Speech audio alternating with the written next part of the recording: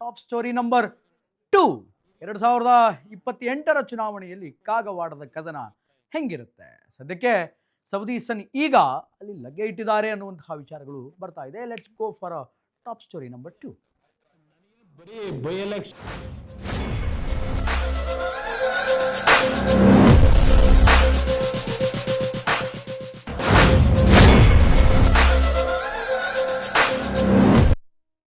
S, ಬರುವಂತಹ 2028ರ ಕಾಗವಾಡದ ಚುನಾವಣೆಯಲ್ಲಿ ಆ ಕ್ಷೇತ್ರದಲ್ಲಿ ಯಾರು ಶಾಸಕರಾಗುತ್ತಾರೆ ಅನ್ನುವಂತಹ ಒಂದು ಪ್ರಶ್ನೆ ಈಗ ದೊಡ್ಡ ಪ್ರಮಾಣದಲ್ಲಿ ಉದ್ಭವ ಆಗ್ತಾ ಇದೆ.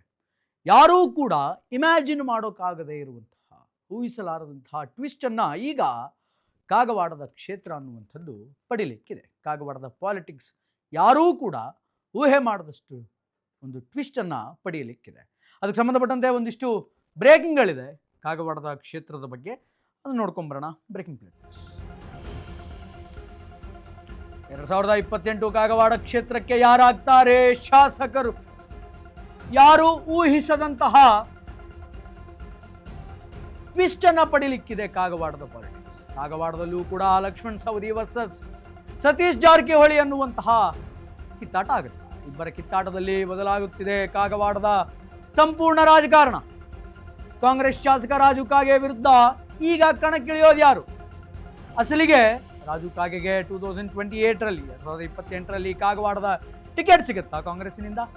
ಕಾಗವಾಡದಲ್ಲಿ ಈಗ ಬಿಜೆಪಿ ಟಿಕೆಟ್ ಯಾರಿಗೆ ಸಿಗುತ್ತೆ ಗೊತ್ತಾ? ನಿಮ್ಮ ಅಶ್ವವೇಗ ನ್ಯೂಸ್ನಲ್ಲಿ ಇದು one of the biggest political exclusive. ಮುಂಬರುವಂತಹ ಕಾಗವಾಡದ ಚುನಾವಣೆಯ ಶಾಸಕರು ಯಾರಾಗ್ತಾರೆ? ಹೆಂಗಿದೆ ಕಾಗವಾಡದ ಪಾಲಿಟಿಕ್ಸ್?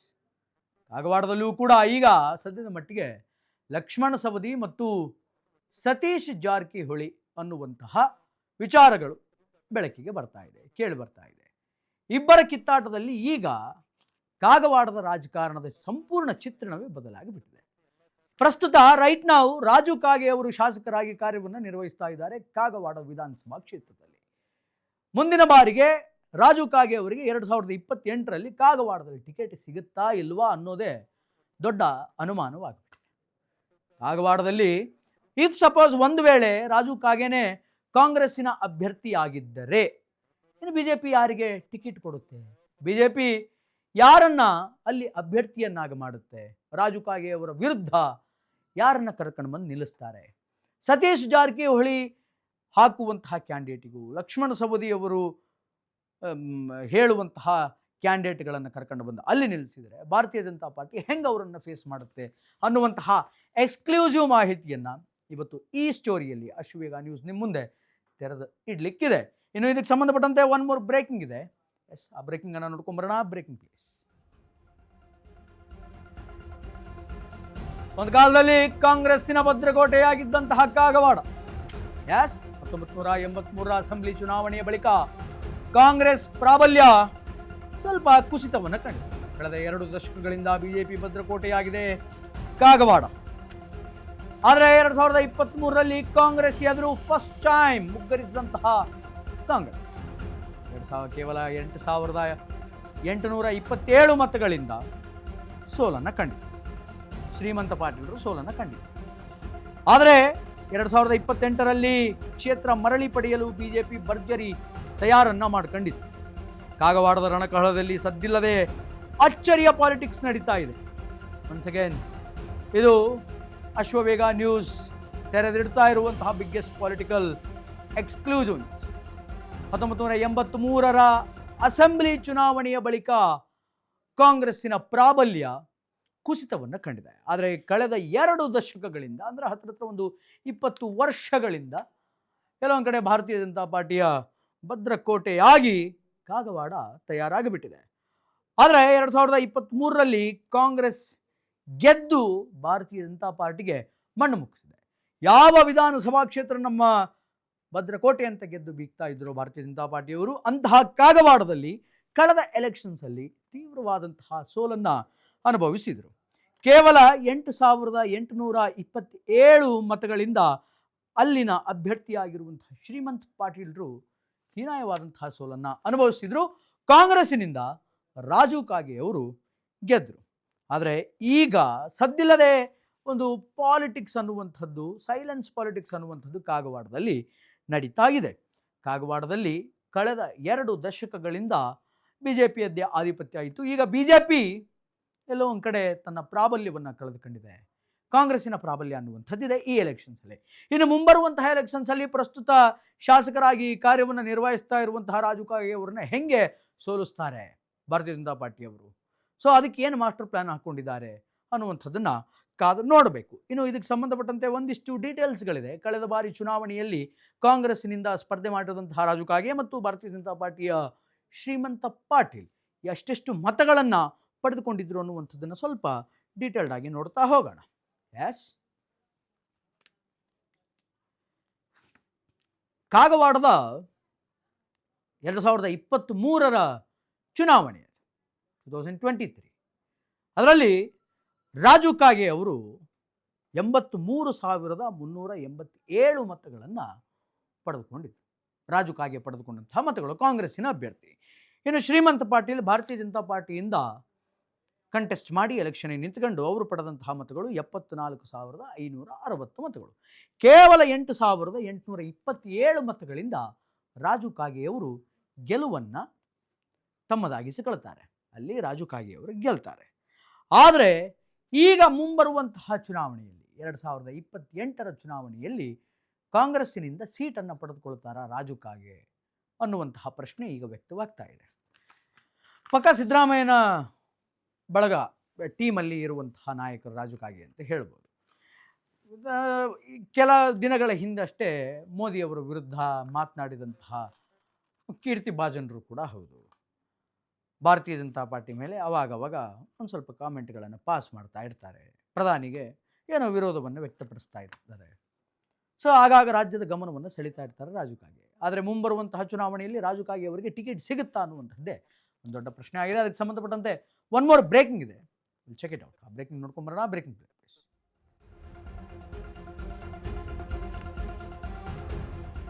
2028ರ ಚುನಾವಣೆಯಲ್ಲಿ ಯಾರಿಗೆ ಸಿಗುತ್ತೆ ಕಾಂಗ್ರೆಸ್ಸಿನ ಟಿಕೆಟ್? 2028ರ ಚುನಾವಣೆಯಲ್ಲಿ ಯಾರು ಕಾಂಗ್ರೆಸ್ ಅಭ್ಯರ್ಥಿ ಆಗ್ತಾರೆ? ಅಲ್ಲಿ ಕಾಂಗ್ರೆಸ್ ಶಾಸಕ ರಾಜು ಕಾಗೆ ಇದ್ರೂ ಸವದಿ ಸನ್ ಈಗ ಆಕ್ಟಿವ್ ಆಗಿದ್ದಾರೆ. ಕಾಗವಾಡದಲ್ಲಿ ಸಕ್ರಿಯವಾಗಿ ಓಡ್ತಾ ಇರುವಂತಹ ಚಿದಾನಂದ ಸವದಿ ಅಬ್ಬರ ನೋಡಿದರೆ 2028ಕ್ಕೆ ಕೈ ಟಿಕೆಟ್ ಕೊಡೋದು ಫಿಕ್ಸ್ ಅನ್ನುವಂತಹ ರೀತಿಯಲ್ಲಿ ಸಚಿವ ಜಾರಕಿಹೊಳಿ ಬಣದಲ್ಲಿ ಗುರುತಿಸಿಕೊಂಡಿರುವಂತಹ ರಾಜು ಕಾಗೆ. ಅದೇ ಕಾರಣಕ್ಕೆ ಕೆರಳಿ ಕೆಂಡಮಂಡವಾಗಿರುವಂತಹ DCM ಮಗನನ್ನ ಅಖಾಡಕ್ಕೆ ಇಳಿಸಬೇಕು ಅಂತ ಮಾಜಿ DCM ಈಗ ಪ್ರಯತ್ನ ಪಡ್ತಾ ಇದ್ದಾರೆ. ಅತ್ತ CM DK ಶಿವಕುಮಾರ್ ಜೊತೆ ಆಪ್ತರಾಗಿರುವಂತಹ ಲಕ್ಷ್ಮಣ ಸವದಿ. ಅದೇ ಕಾರಣಕ್ಕೆ ಕಾಗವಾಡದ ಹಾಲಿ ಶಾಸಕ ರಾಜು ಕಾಗೆಗೆ ಈಗ ಟೆನ್ಷನ್ ಆಗಿದೆ. ಆದರೆ ನಾನು ಹಾಲಿ ಇದ್ದೀನಿ, ನಂಗೆ ಟಿಕೆಟ್ ಅಂತ ರಾಜು ಕಾಗೆ ವಿಶ್ವಾಸವನ್ನು ವ್ಯಕ್ತಪಡಿಸ್ತಾ ಇದ್ದಾರೆ. ಒಂದು ಕಡೆ ಹಾಲಿ ಶಾಸಕರಾಗಿರುವಂತಹ ರಾಜು ಕಾಗೆ ಅವರಿಗೆ ಮುಂದಿನ ಚುನಾವಣೆಯಲ್ಲಿ 2028 ಎಲೆಕ್ಷನ್ಸಲ್ಲಿ ಟಿಕೆಟ್ ಸಿಗುತ್ತೋ ಸಿಗಲ್ವೋ ಅನ್ನುವಂತಹ ಅನುಮಾನಗಳು ವ್ಯಕ್ತವಾದರೆ, ಈ ಕಡೆ ಲಕ್ಷ್ಮಣ ಸವದಿಯವರ ಮಗ ಚಿದಾನಂದ ಸವದಿಯವರು ಸಿಕ್ಕಾಪಟ್ಟೆ ಆಕ್ಟಿವ್ ಆಗಿ ಆ ವಿಧಾನಸಭಾ ಕ್ಷೇತ್ರದಲ್ಲಿ ಓಡಾಡ್ಕೊಂಡಿದ್ದಾರೆ. ಇನ್ನೇನು ಟಿಕೆಟ್ ಅವರಿಗೇ ಬಂದುಬಿಡುತ್ತೆ ಅನ್ನುವಷ್ಟು ಮಟ್ಟಿಗೆ ಹೈಪರ್ ಆಕ್ಟಿವ್ ಆಗಿ ಈಗ ಕ್ಷೇತ್ರದಲ್ಲಿ ಓಡಾಡ್ತಾ ಇದ್ದಾರೆ, ಕೆಲಸ ಮಾಡ್ತಾ ಇದ್ದಾರೆ. ಸ್ವಲ್ಪ ನಾವು ಡೀಪ್ ಆ್ಯಂಡ್ ಫೈನ್ ಆಗಿ ನೋಡ್ತಾ ಹೋದರೆ, ಒಂದು ಕಡೆ ರಾಜು ಕಾಗೆ ಅವರು ಸತೀಶ್ ಜಾರಕಿಹೊಳಿ ಅವರ ಕಟ್ಟಾರ್ ಬೆಂಬಲಿಗರು, ಬಹಳ ಆತ್ಮೀಯರು ಕೂಡ ಹೌದು. ಇನ್ನು ಲಕ್ಷ್ಮಣ್ ಸವದಿಯವರು CM DK ಶಿವಕುಮಾರ್ ಅವರಿಗೆ ಅತ್ಯಂತ ಆತ್ಮೀಯರು, ಆಪ್ತರು ಕೂಡ ಹೌದು. ಹೀಗಾಗಿ ಯಾರಿಗೆ ಮುಂದಿನ ಎಲೆಕ್ಷನ್ಸಲ್ಲಿ ಟಿಕೆಟ್ ಸಿಗುತ್ತೆ? DK ಶಿವಕುಮಾರ್ ಅವರ ಆತ್ಮೀಯರಾಗಿರುವಂತಹ ಲಕ್ಷ್ಮಣ್ ಸವದಿಯವರ ಮಗ ಆದಂತಹ ಚಿದಾನಂದ ಸವದಿಗೆ ಸಿಗುತ್ತೋ, ಅಥವಾ ಸತೀಶ್ ಜಾರಕಿಹೊಳಿ ಅವರ ಆತ್ಮೀಯರಾಗಿರುವಂತಹ ಈಗಿನ ಹಾಲಿ ಶಾಸಕರಾಗಿರುವಂತಹ ರಾಜು ಕಾಗೆ ಅವರಿಗೆ ಇರುತ್ತೋ ಅನ್ನುವಂಥದ್ದನ್ನು ಕಾದು ನೋಡಬೇಕು. ಆದರೆ ರಾಜು ಕಾಗೆ ಅವರಿಗೆ ಒಂದು ಕಾನ್ಫಿಡೆನ್ಸ್ ಇದೆ, ನನಗೆ ಕಾನ್ಫಿಡೆನ್ಸ್ ಅದ, ವಿಶ್ವಾಸ ಅದ. ಯಾಕಂತಂದ್ರೆ ನಾನು ಹಾಲಿ ಶಾಸಕಿದ್ದೀನಿ, ನನಗೆ ಮುಂದೆ ಟಿಕೆಟ್ ಸಿಗುತ್ತಾ ಅನ್ನುವಂತಹ ಒಂದು ಅಭಿಲಾಷೆಯನ್ನು ಅವರು ವ್ಯಕ್ತಪಡಿಸಿದರು. ಇನ್ನು ಇದಕ್ಕೆ ಸಂಬಂಧಪಟ್ಟಂತೆ ಒನ್ ಮೋರ್ ಬ್ರೇಕಿಂಗ್ ಇದೆ, ಬ್ರೇಕಿಂಗ್ ನೋಡ್ಕೊಂಬರೋಣ. Breaking place. ಎಸ್, 2028ನೇ ವಿಶೇಷ ಸನ್ನಿವೇಶಕ್ಕೆ ಸಾಕ್ಷಿಯಾಗಲಿದೆ ಕಾಗವಾಡ. ಮಕ್ಕಳ ನಡುವಿನ ಕದನಕ್ಕೆ ಸಾಕ್ಷಿಯಾಗಲಿದೆ ಕಾಗವಾಡ ಕ್ಷೇತ್ರ. ಒಂದು ಕಡೆ ಕಾಂಗ್ರೆಸ್ಸಿನ ಲಕ್ಷ್ಮಣ್ ಸವದಿ ಪುತ್ರ ಚಿದಾನಂದ ಓಡಾಟ, ಮತ್ತೊಂದು ಕಡೆ ಬಿಜೆಪಿಯಿಂದ ಸ್ಪರ್ಧಿಸಲು ಶ್ರೀಮಂತ ಸನ್ ಕಸರತ್ತನ್ನ ಮಾಡ್ತಾ ಇದ್ದಾರೆ. ಕಾಗವಾಡ ಕ್ಷೇತ್ರದಲ್ಲೂ ಕೂಡ ಫುಲ್ ಆಕ್ಟಿವ್ ಆಗಿರುವಂತಹ ಶ್ರೀನಿವಾಸ್ ಪಾಟೀಲ್, ಶ್ರೀಮಂತ ಪಾಟೀಲ್ ಅವರ ಮಗ, ಮಾಜಿ ಶಾಸಕ ಶ್ರೀಮಂತ ಪಾಟೀಲ್ ಪುತ್ರರಾಗಿರುವಂತಹ ಶ್ರೀನಿವಾಸ್ ಪಾಟೀಲ್ ವಯಸ್ಸಿನ ಕಾರಣಕ್ಕೆ ಮಗನಿಗೆ ಟಿಕೆಟ್ ಕೊಡಿಸಲು ಮುಂದಾದಂತಹ ಶ್ರೀಮಂತ ಪಾಟೀಲ್. ಬಿಜೆಪಿಯಿಂದ ಶ್ರೀನಿವಾಸ್ ಪಾಟೀಲ್ಗೆ ಬಹುತೇಕ ಟಿಕೆಟ್ ಫಿಕ್ಸ್ ಅನ್ನುವಂಥ ಮಾಹಿತಿಗಳು ಕೇಳಿ ಬರ್ತಾ ಇದೆ. ಆದರೆ ಕಾಂಗ್ರೆಸ್ನಿಂದ ಯಾರಿಗೆ ಟಿಕೆಟ್, ರಾಜುಗ ಅಥವಾ ಚಿದಾನಂದಗ ಅನ್ನುವಂಥದ್ದನ್ನು ಕಾದು ಈ $1 ಮಿಲಿಯನ್ ಪ್ರಶ್ನೆಗೆ ಉತ್ತರ ಸಿಗೋದು 2028ರಲ್ಲಿಯೇ. ಅಲ್ಲಿವರೆಗೂ we have to stay tuned. 2028ರಲ್ಲಿ ಯಾರಿಗೆ ಟಿಕೆಟ್ ಸಿಗುತ್ತೆ, ಯಾರಿಗೆ ಟಿಕೆಟ್ ಸಿಗುತ್ತೆ. ಇನ್ನು ಕಾಗವಾಡದ ಜಾತಿ ಲೆಕ್ಕಾಚಾರ ಹೆಂಗಿದೆ ಅನ್ನುವಂಥದ್ದು ನೋಡ್ಕೊಂಡು ಬರೋಣ. ಲಿಂಗಾಯತರು 91,000 ಮತಗಳ ಒಂದು ಕೆಪಾಸಿಟಿಯನ್ನು ಉಳ್ತಕ್ಕಂಥವರಾಗಿದ್ದಾರೆ. ಜೈನ್ ಪ್ಲಸ್ ಮರಾಠ ಸೇರಿದರೆ 35,000 ಮತಗಳಿದೆ. ಇನ್ನು ಪರಿಶಿಷ್ಟ ಜಾತಿಯ ಮತಗಳು 33,000ದಷ್ಟಿದೆ. 33,000ದಷ್ಟು ಜಾತಿವಾರು ಲೆಕ್ಕಾಚಾರಗಳನ್ನು ನಾವಿಲ್ಲಿ ನೋಡ್ಬೋದು. ಕಾಗವಾಡದ ಜಾತಿ ಲೆಕ್ಕಾಚಾರ ಒನ್ಸ್ ಅಗೇನ್ ಲಿಂಗಾಯತರು 91,000 ಜನರಿದ್ದಾರೆ. ಜೈನ್ ಪ್ಲಸ್ ಮರಾಠ 35,000 ಜನರಿದ್ದಾರೆ. ಪರಿಶಿಷ್ಟ ಜಾತಿಯ ಮತಗಳು 33,000ದಷ್ಟಿದೆ. ಏನೋ ಮುಸ್ಲಿಮ್ಸ್ ಮತಗಳು ಹತ್ರ 25,000 ಮತಗಳು ಕಾಗವಾಡ ಕ್ಷೇತ್ರದಲ್ಲಿ. ಇನ್ನು ಪರಿಶಿಷ್ಟ ಪಂಗಡದ ಮತಗಳು ಲಿಂಗಾಯತ ಮತಗಳು ಒನ್ಸ್ ಅಗೇನ್ 91,000 ಇದೆ. ಜೈನ್ ಮತ್ತು ಮರಾಠ 35,000. ಪರಿಶಿಷ್ಟ ಜಾತಿಯ ಮತಗಳು 33,000 ಇದೆ. ಪರಿಶಿಷ್ಟ ಪಂಗಡದ ಮತ 8,000 ಇದ್ದರೆ ಕುರುಬಾ ಪ್ಲಸ್ OBC 20,000 ಮತಗಳಿದೆ. ಮುಸ್ಲಿಂ ಸಮುದಾಯದ ಮತಗಳು ಹತ್ರ 25,000 ಮತಗಳನ್ನುವಂಥದ್ದಿದೆ. ಹೀಗೆ ಜಾತಿವಾರು ಲೆಕ್ಕಾಚಾರವನ್ನು ನೋಡ್ತಾ ಹೋದಾಗಲೂ ಕೂಡ ಕಾಂಗ್ರೆಸ್ಗೆ ಈ ಬಾರಿ ಸಿಕ್ಕಾಪಟ್ಟೆ ಪ್ಲಸ್ ಪಾಯಿಂಟ್ ಆಗಿದೆ. ಆದ್ದರಿಂದ ರಾಜು ಕಾಗೆ ಅವರು ಗೆಲುವನ್ನು ಸಾಧಿಸಿದ್ದಾರೆ. ಇನ್ನು ಈ ಕಡೆ ಭಾರತೀಯ ಜನತಾ ಪಾರ್ಟಿ ಅಭ್ಯರ್ಥಿ ಯಾರು ಅಂತ ನೋಡೋಕೆ ಹೋದರೆ ಶ್ರೀಮಂತ್ ಪಾಟೀಲ್ ರವರ ಮಗ ಆಗಿರುವಂತಹ ಶ್ರೀನಿವಾಸ್ ಪಾಟೀಲ್ ಈ ಬಾರಿ ಟಿಕೆಟನ್ನು ಪಡೆದುಕೊಳ್ತಾರೆ ಅನ್ನುವಂತಹ ಒಂದಿಷ್ಟು ವಿಚಾರಗಳು ಕೇಳಿಬರ್ತಾ ಇದೆ.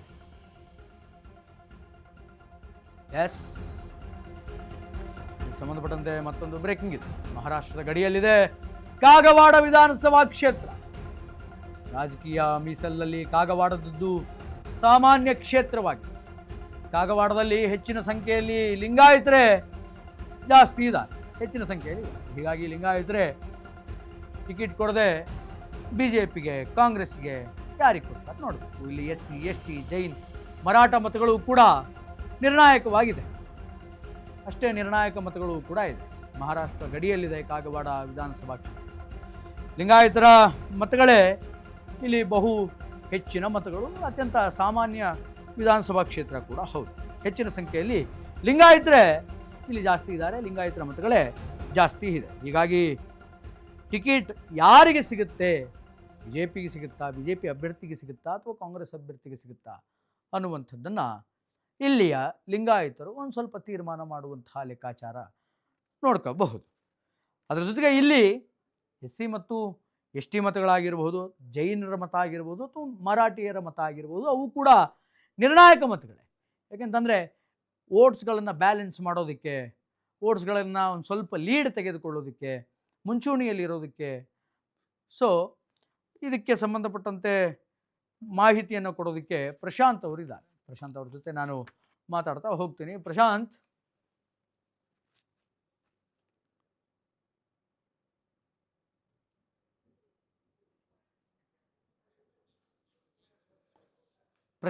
ಈ ಏನು ಹೇಳ್ತೀರಿ ಇದ್ರ ಬಗ್ಗೆ? ಅಂದರೆ ರಾಜು ಕಾಗೆ ಅವರ ಬಗ್ಗೆ ಆಗಿರಬಹುದು ಅಥವಾ ಕಾಗವಾಡದ ಈ ಒಂದು ಲೆಕ್ಕಾಚಾರದ ಬಗ್ಗೆ ಏನು ಮಾಹಿತಿ ಕೊಡ್ತೀರಿ ಅಂತ?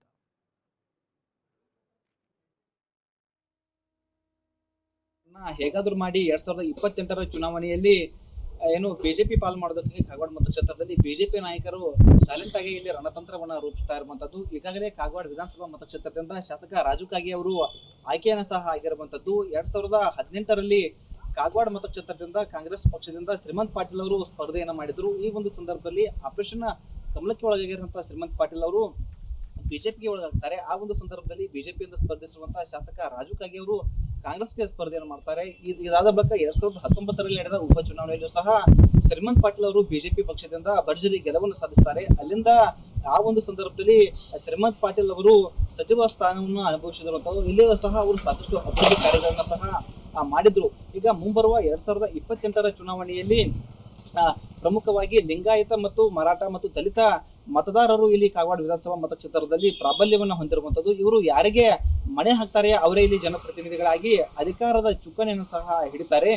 ಶಾಸಕ ರಾಜು ಕಾಗೆ ಅವರು ಲಿಂಗಾಯತ ಲಿಂಗಾಯತ ಅವರದಿಂದ ಒಂದು ಪ್ರಬಲ ನಾಯಕರಾಗಿರುವಂತದ್ದು. ಮರಾಠ ಸಮುದಾಯದಿಂದ ಶ್ರೀಮಂತ್ ಪಾಟೀಲ್ ಅವರು ಪ್ರಬಲ ನಾಯಕರಾಗಿರುವಂತದ್ದು. ಇವರಿಬ್ಬರ ನಡುವೆ 2028ರಲ್ಲಿ ತೀವ್ರ ಹಣಾಹಣಿ ಪೈಪೋಟಿ ಎಲೆಕ್ಷನ್ ನಡೀತಾ ಇದೆ ಅಂತಾನೆ ಹೇಳ್ಬೋದು. ಇದರ ಜೊತೆಗೆ ಇದರ ನಡುವೆ ಇದೀಗ ಕಾಗವಾಡ ಮತಕ್ಷೇತ್ರದಲ್ಲಿ ಮತ್ತೊಂದು ಬಹಳಷ್ಟು ಚರ್ಚೆಗೆ ಕಾರಣವಾಗಿರುವಂತದ್ದು. ಕಾಗವಾಡ ವಿಧಾನಸಭಾ ಮತಕ್ಷೇತ್ರದಿಂದ ಅಥಣಿ ಶಾಸಕ ಲಕ್ಷ್ಮಣ್ ಸವದಿ ಅವರ ಪುತ್ರ ಚಿದಾನಂದ ಸವದಿ ಅವರು ಸ್ಪರ್ಧೆ ಮಾಡ್ತಾರೆ ಅಂತ ಹೇಳಿ ಚರ್ಚೆಗಳು ಸಹ ಶುರುವಾಗಿರುವಂತದ್ದು. ಇದಕ್ಕೆ ಸಂಬಂಧಿಸಿದಂತೆ ಚಿದಾನಂದ ಸವದಿ ಅವರು ಕಾಗವಾಡ ವಿಧಾನಸಭಾ ಮತಕ್ಷೇತ್ರದಲ್ಲಿ ಫುಲ್ ಆಕ್ಟಿವ್ ಸಹ ಆಗಿರುವಂತದ್ದು.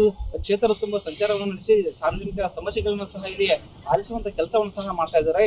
ಒಂದು ವೇಳೆ 2028ರಲ್ಲಿ ಚಿದಾನಂದ ಸವದಿ ಅವರು ಸ್ಪರ್ಧೆ ಮಾಡಿದರೆ ಬಿಜೆಪಿಯಿಂದ ಮಾಜಿ ಸಚಿವ ಶ್ರೀಮಂತ್ ಪಾಟೀಲ್ ಏನಿದ್ದಾರೆ ಅವರ ಪುತ್ರ ಶ್ರೀನಿವಾಸ್ ಪಾಟೀಲ್ ಅವರು ಕಣಕ್ಕಿಳಿಯುವಂತ ಸಾಧ್ಯತೆಗಳು ಸಹ ಇರುವಂತದ್ದು. ಇಲ್ಲಿ ಸಾಧಕ ಬಾಧಕಗಳನ್ನ ನೋಡ್ತಾ ಹೋದ್ರೆ ಪ್ರಮುಖವಾಗಿ ಇಲ್ಲಿ ಬಸವೇಶ್ವರ ಏತ ನೀರಾವರಿ ಏನು ಯೋಜನೆ ಇದೆ, ಈ ಯೋಜನೆಯನ್ನ ಯಾರು ಪೂರ್ಣಗೊಳಿಸ್ತಾರೆ ಅವ್ರಿಗೂ ಸಹ ಒಂದು ಸ್ವಲ್ಪ ಇಲ್ಲಿ ಪ್ಲಸ್ ಪಾಯಿಂಟ್ ಆಗುತ್ತೆ ಅಂತ ಹೇಳ್ಬೋದು. ಕಾಗವಾಡ ವಿಧಾನಸಭಾ ಮತಕ್ಷೇತ್ರದ ಬಹು ಮಹತ್ವಾಕಾಂಕ್ಷಿ ನೀರಾವರಿ ಯೋಜನೆ ಆಗಿರುವಂತಹ ಬಸವೇಶ್ವರ ಏತ ನೀರಾವರಿ ಅನುದಾನದ ಕೊರತೆಯಿಂದ ಆಮೆಗತಿಯಲ್ಲಿ ಕಾಮಗಾರಿ ಪ್ರಾರಂಭವಾಗ್ತಾ ಇರುವಂತದ್ದು. ಸುಮಾರು 9 ವರ್ಷಗಳ ಕಾಲ ಕಳೆದರೂ ಸಹ ಕಾಮಗಾರಿ ಪೂರ್ಣಗೊಂಡಿಲ್ಲ. ಇದರಿಂದ ಏನು ಜನಪ್ರತಿನಿಧಿಗಳ ಮೇಲೆ ಇಲ್ಲಿ ರೈತರ ಆಕ್ರೋಶ ಸಹ ಇರುವಂತದ್ದು, ಅಸಮಾಧಾನ ಸಹ ಇರುವಂತದ್ದು. ಈ ಬಾರಿ ಎಲ್ಲಾದರೂ ಒಂದು ವೇಳೆ ಶಾಸಕ ರಾಜು ಕಾಗೆ ಅವರು ಸರ್ಕಾರದಿಂದ ಅನುದಾನವನ್ನು ತಂದು ಏನು ಬಸವೇಶ್ವರ ಏತ ನೀರಾವರಿನ ಪೂರ್ಣಗೊಳಿಸಿದರೆ ರೈತರ ಮತಗಳೆಲ್ಲ ಕಾಂಗ್ರೆಸ್ನ ಪಾಲಾಗುತ್ತೆ. ಮುಂದಿನ ಸಲವೂ ಕಾಂಗ್ರೆಸ್ ಕಾಗವಾಡದಲ್ಲಿ ಮತ್ತೆ ಅಧಿಕಾರದ ಚುಕ್ಕಾಣಿ ಹಿಡಿತಂದು ಕೆಲವೊಂದಿಷ್ಟು ಮೂಲಗಳಿಂದ ಹೇಳಿ ಬರ್ತಾ ಇರುವಂತದ್ದು. ಇದರ ಜೊತೆಗೆ ಸಾಕಷ್ಟು ರೀತಿಯಲ್ಲಿ ಶಾಸಕ ರಾಜು ಕಾಗೆ ಅವರ ಬೆಂಬಲಿಗರು ಸಹ ಸರ್ಕಾರದ ವಿರುದ್ಧ ತಮ್ಮ ಆಕ್ರೋಶವನ್ನು ಸಹ ಹೊರಡ್ತಾ ಇರುವಂತದ್ದು. ಹಿರಿಯ ಶಾಸಕ ಆಗಿರುವಂತಹ ರಾಜು ಕಾಗೆ ಅವರಿಗೆ ಈ ಸಲ ಸಚಿವ ಸ್ಥಾನ ನೀಡಿ ನಾವು ಮುಂದಿನ ಬಾರಿ ಕಾಂಗ್ರೆಸ್ ಮತದಾರರು ಎಲ್ಲರೂ ನಿಮ್ಮ ಪರವಾಗಿ ಹೊರಟಾಗ್ತೀವಿ, ಮತ್ತೆ ಕಾಂಗ್ರೆಸ್ನ ಅಧಿಕಾರದಲ್ಲಿ ತರುವಂತ ಪ್ರಯತ್ನವನ್ನು ನಾವು ಮಾಡ್ತೀವಿ ಅಂತ ಹೇಳ್ತಾ ಇರುವಂತದ್ದು. ಆದರೆ ಸರ್ಕಾರ ಇವರಿಗೆ ಸಚಿವ ಸ್ಥಾನ ಕೊಡುತ್ತ ಒಂದ್ ಕಡೆ ಆದ್ರೆ ಈಗ ಸಚಿವ ಸ್ಥಾನ ಆಕಾಂಕ್ಷಿ ಆಗಿರುವಂತಹ ರಾಜು ಕಾಗೆ ಅವರಿಗೆ ಈ ಬಾರಿ ಈ ಹಿಂದೆ ವಾಯುವ್ಯ ನಿಗಮ ಮಂಡಳಿ ಅಧ್ಯಕ್ಷರ ಸ್ಥಾನವನ್ನು ಕೊಟ್ಟು ಮೂಗಿಗೆ ತುಪ್ಪ ಸುರಿಸುವಂತ ಕೆಲಸವನ್ನ ಮಾಡಿದೆ ಅಂತೇಳಿ ಕಾಂಗ್ರೆಸ್ ಕಾರ್ಯಕರ್ತರು ತಮ್ಮ ಸರ್ಕಾರದ ವಿರುದ್ಧ ತಮ್ಮ ಆಕ್ರೋಶವನ್ನು ಸಹ ಹೊರಡ್ತಾ ಇರುವಂತದ್ದು. ಮುಂಬರುವ ದಿನಗಳಲ್ಲಿ ಕೆಲವೇ ದಿನಗಳಲ್ಲಿ ಡಿ.ಕೆ. ಶಿವಕುಮಾರ್ ಅವರ ಸಚಿವ ಸಂಪುಟ ವಿಸ್ತರಣೆಯಲ್ಲಿ ರಾಜು ಕಾಗೆ ಅವರಿಗೆ ಒಂದು ವೇಳೆ ಸಚಿವ ಸ್ಥಾನ ಕೊಟ್ಟರೆ ಮುಂದಿನ ದಿನಮಾನಗಳಿಗೂ ಸಹ ಅಂದ್ರೆ 2028ರಲ್ಲಿ ಏನು ಚುನಾವಣೆ ಬರುತ್ತೆ ಆ ಒಂದು ಚುನಾವಣೆಯಲ್ಲಿ ರಾಜು ಕಾಗೆ ಅವರನ್ನ ಮತ್ತಷ್ಟು ಬಹುಮತಗಳಿಂದ ಅಂತರಿಸ್ತಾ ಇರ್ತಾರೆ. ಕಾಗವಾಡ ಮತಕ್ಷೇತ್ರದಲ್ಲಿ ಅಭಿವೃದ್ಧಿ ಕಾರ್ಯಗಳನ್ನ ಮಾಡೋದಕ್ಕೆ ಅನುಕೂಲವಾಗುತ್ತದೆ ಮಾಡಬೇಕು. ಒಂದ್ ಕಡೆ ಇದೊಂದ್ ಕಡೆ ಆದರೆ ಮುಂಬರುವ ದಿನಗಳಲ್ಲಿ ಬಿಜೆಪಿ ಮತ್ತು ಕಾಂಗ್ರೆಸ್ ನಡುವೆ ತೀವ್ರವಾದ ಪೈಪೋಟಿ ಸಹ ಇಲ್ಲಿ ನಡೆದಿದೆ ಅಂತಾನೆ ಹೇಳ್ಬೋದು. ಓಕೆ, ಧನ್ಯವಾದಗಳು ಪ್ರಶಾಂತ್ ನಿಮ್ಮೆಲ್ಲ ಮಾಹಿತಿಗಾಗಿ. ರಾಜು ಕಾಗೆ ಅವರು ಮುಂದಿನ ವಿಧಾನಸಭಾ ಚುನಾವಣೆ ಹೊತ್ತಿಗೆ ನಿಜಕ್ಕೂ ಕೂಡ ಸೈಡ್ಲೈನ್ ಆಗ್ತಾರಾ, ಅಥವಾ ರಾಜು ಕಾಗೆ ಅವರಿಗೆ ಟಿಕೆಟ್ ಅನ್ನುವಂಥದ್ದು ಕೈ ತಪ್ಪಿ ಲಕ್ಷ್ಮಣ್ ಸವದಿ ಅವರ ಮಗ ಚಿದಾನಂದ ಸವದಿಗೆ ಬರುತ್ತಾ ಗೊತ್ತಿಲ್ಲ. ಅದಕ್ಕೆ ಸಂಬಂಧಪಟ್ಟಂತೆ ಒನ್ ಮೋರ್ ಬ್ರೇಕಿಂಗ್ ಇದೆ, ಬ್ರೇಕಿಂಗ್ ನೋಡ್ಕೊಂಬರೋಣ. ಬ್ರೇಕಿಂಗ್ ಸಾರಿ, ಒಂದು ಕಾಲದಲ್ಲಿ ಲಕ್ಷ್ಮಣ್ ಸವದಿ ರಾಜು ಕಾಗೆಗೆ ಸಿಕ್ಕಾಪಟ್ಟೆ ದೋಸ್ತಿ ಅನ್ನುವಂಥದ್ದಿತ್ತು, ಸಿಕ್ಕಾಪಟ್ಟೆ ದೋಸ್ತಿ ಇತ್ತು. ಒಂದಾನೊಂದು ಕಾಲದಲ್ಲಿ ಇಬ್ಬರೂ ಕೂಡ ಬಹಳ ಆತ್ಮೀಯರಾಗಿದ್ದರು. ಜೋಡೆತ್ತು ಮಧ್ಯೆ ಜಗಳ ತಂದಿಟ್ಟಂತಹ DCC ಬ್ಯಾಂಕ್ ಎಲೆಕ್ಷನ್, DCCಯ ಒಂದು ಬ್ಯಾಂಕ್ ಎಲೆಕ್ಷನ್ ಇವರಿಬ್ಬರ ಮಧ್ಯೆ ಜಗಳವನ್ನು ಬಿರುಕನ್ನು ಉಂಟು ಮಾಡಿ ರಾಜು ಕಾಗೆ ಬಿಟ್ಟರೆ ಕಾಗವಾಡದಲ್ಲಿ ಸವದಿಗೆ ಫುಲ್ ಹಿಡಿತಾ ಇತ್ತು. ಈಗಿನ ಹಾಲಿ ಶಾಸಕರಾಗಿರುವಂತಹ ರಾಜು ಕಾಗೆ ಅವರನ್ನ ಹೊರತುಪಡಿಸಿದರೆ ಇವರಿಗೆ ಸವದಿ ಅವರಿಗೆ ಒಳ್ಳೆ ಗ್ರಿಪ್ ಇತ್ತು. ಸತೀಶ್ ಜಾರಕಿಹೊಳಿ ಜೊತೆ ರಾಜು ಕಾಗೆ ಹೊಂದಾಣಿಕೆಯನ್ನು ಮಾಡಿಕೊಂಡಿದ್ರು. ಆಗಲೇ ಹೇಳಿದೆ, ಸಿದ್ದರಾಮಯ್ಯನವರಿಗೆ ವೆರಿ ಸಪೋರ್ಟಿವ್ ಆಗಿರುವಂತಹ ನಾಯಕರು ರಾಜು ಕಾಗೆ ಅವರು. ಆಬ್ವಿಯಸ್ಲಿ ಜಾರಕಿಹೊಳಿ ಅವರ ಜೊತೆಗೂ ಕೂಡ ಒಳ್ಳೆ ದೋಸ್ತಿ ಅನ್ನುವಂಥದ್ದು ಇತ್ತು. ಸೊ ಆ ಕಾರಣಕ್ಕೆ ಈಗ ಲಕ್ಷ್ಮಣ್ ಸವದಿ ಅವರು ಕೆರಳಿದ್ದಾರೆ. ರಾಜು ಕಾಗೆಗೆ ಚಮಕ್ ಕೊಡಲು ಈಗ ಲಕ್ಷ್ಮಣ್ ಸವದಿ ತಯಾರಿಯನ್ನು ಮಾಡ್ಕೊಂಡಿದ್ದಾರೆ. ಏನಾ ತಯಾರಿ ಅಂತಂದರೆ ತಮ್ಮ ಮಗನನ್ನು ಈಗ ಮುಂಬಿಡುವಂತಹ ತಯಾರಿ. ಕಾಗವಾಡದಲ್ಲಿ ಮಗ ಚಿದಾನಂದ ಸವದಿಯನ್ನು ಸಖತ್ ಆ್ಯಕ್ಟಿವ್ ಮಾಡಿಸ್ತಾ ಇದ್ದಾರೆ ಲಕ್ಷ್ಮಣ್ ಸವದಿ ಅವರು. ಬಿಕಾಸ್ ರಾಜು ಕಾಗೆ ಅವರಿಗೆ ಟಕ್ಕರ್ ಕೊಡೋಕ್ಕೋಸ್ಕರ ಮಗನನ್ನು ಕಣಕ್ಕೆ ಇಳಿಸೋದಕ್ಕೆ ತೆರೆಮರೆಯಲ್ಲಿ ಲಕ್ಷ್ಮಣ್ ಸವದಿ ನಿಜಕ್ಕೂ ಯತ್ನಿಸ್ತಾ ಇದ್ದಾರಾ ಅನ್ನುವಂತಹ ದೊಡ್ಡ ಪ್ರಶ್ನೆಗಳೇ ಈಗ ಕಾಡ್ತಾ ಇದೆ. ಕಾಂಗ್ರೆಸ್ ಪಾಳೆಯದಲ್ಲಿ ಈ ತರಹದ ಒಂದು ವಾತಾವರಣ ನಿರ್ಮಾಣ ಆಗಿದೆ. ಆಂತರಿಕ ಸಮರಗಳು ನಾಟ್ ಓನ್ಲಿ ಇನ್ ಭಾರತೀಯ ಜನತಾ ಪಾರ್ಟಿ, ಆಂತರಿಕ ಸಮರಗಳು ಕಾಂಗ್ರೆಸ್ಸಿನಲ್ಲೂ ಇದೆ ಅನ್ನುವುದಕ್ಕೆ this is the one of the example. ಆದರೆ ಕಾಂಗ್ರೆಸ್ಸಿನ ನಾಯಕರು ಬಹಿರಂಗವಾಗಿ ಹೇಳ್ಕೊಳ್ತಾ ಇಲ್ಲ ತಮ್ಮ ಸಮಸ್ಯೆಗಳನ್ನು, ಬಿ ಜೆ ಪಿಯವರು ಬಹಿರಂಗವಾಗಿ ಹೇಳ್ಕೊಳ್ತಾ ಇದ್ದಾರೆ ವಾಟ್ ಎವರ್. ಆದರೆ ಮುಂಬರುವಂತಹ ಚುನಾವಣೆಯಲ್ಲಿ 2028ನ ವಿಧಾನಸಭಾ ಎಲೆಕ್ಷನ್ಸಲ್ಲಿ ಕಾಗವಾಡದ ಆಧಿಪತ್ಯವನ್ನು ಯಾರು ಹಿಡಿತಾರೆ ಅನ್ನುವಂಥದ್ದನ್ನು ನಾವು ಮತ್ತು ನೀವು ಕಾದು ನೋಡಬೇಕಾಗಿದೆ. ಎಸ್.